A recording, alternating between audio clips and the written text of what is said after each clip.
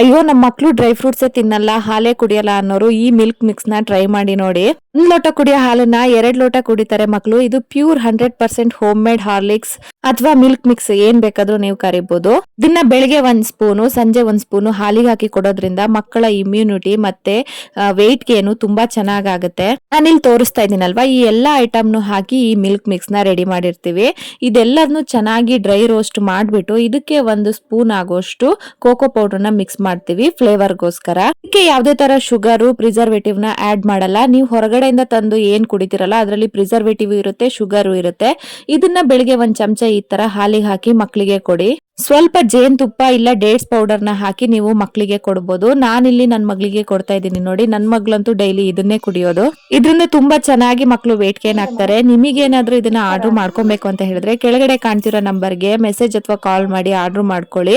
ನಮ್ಮ ಹತ್ರ ರಾಗಿ ಸರಿ ಹಿಟ್ಟು, ಹೋಮ್ ಮೇಡ್ ಸಿರ್ಲಾಕು, ಮಕಾನ ಸಿರ್ಲಾಕು, ಓಟ್ಸ್ ಸಿರ್ಲಾಕು ಇದೆಲ್ಲ ಅವೈಲೇಬಲ್ ಇದೆ. ಬೇಕು ಅಂತ ಹೇಳಿದ್ರೆ ಆರ್ಡರ್ ಮಾಡ್ಕೊಳ್ಳಿ.